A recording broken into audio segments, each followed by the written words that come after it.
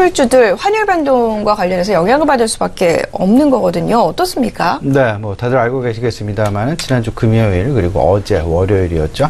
시장 일단은 그 전강 후약의 장세 보여주는 그런 모습.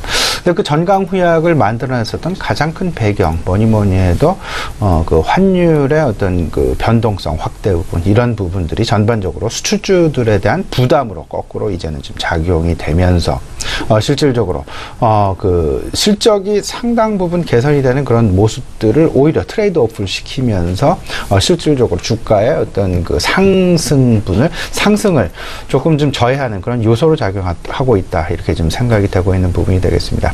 하지만 일단 먼저 결론부터 좀 말씀을 드린다 보면요, 항상 환율이라는 부분은 동전의 양면성을 보이고 있다라는 부분, 뭐 국제 유가를 포함한 그 물가 이 부분도 뭐 그렇게 보셔야 될 것 같고요. 일단 환율 부분 조금 더 생각을 해보면 결국 이를 촉발한 가장 큰 배경은 뭐니 해도 트럼프 대통령으로부터 시작된 독일 그리고 일본, 중국을 딱 지정을 해서 어떤 그 강경한 발언 부분 이런 부분들로 인해서 실질적으로 달러화의 움직임 그리고 중국 위안화의 움직임, 일본 엔화의 움직임 그리고 유로화의 움직임 이런 부분들이 전반적으로 우리 시장까지 영향을 미치고 있는 그런 상황이다라는 점. 여기에 조금 더 수출주가 우리는 좀 더 많죠.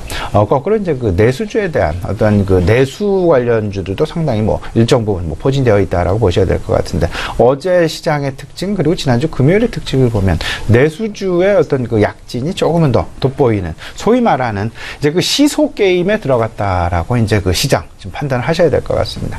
다들 알고 계시겠습니다만은 지금 일단 그 실적 시즌이 어떤 그 정점을 통과해서 중간점을 통과해서 이제 실적 시즌이 이제 마무리되어가는 그런 국면, 그런 모습.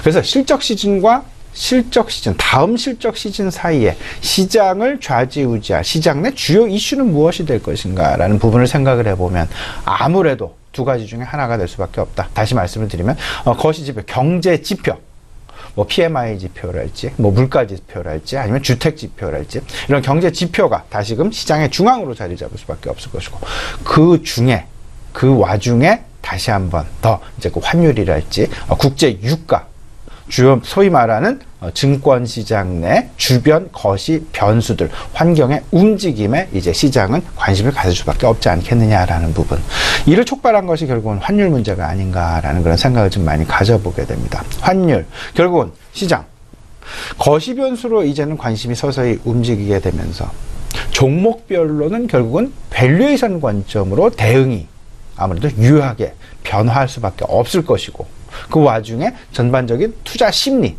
투자 전략, 투자 분위기는 결국은 거시 변수의 움직임에 주목할 수밖에 없는 그런 상황이 지금 현재 진행이 되고 있다라고 보셔야 될 것이다라는 부분이 되겠습니다.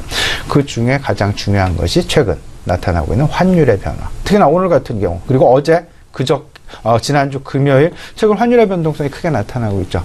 1211원까지 상승을 했던 원화의 절하 부분. 이 부분이 지금 현재 1130원대도 지금 현재 위협하고 있는 그런 상황이 불과 며칠 사이에 벌어지고 있다라는 부분.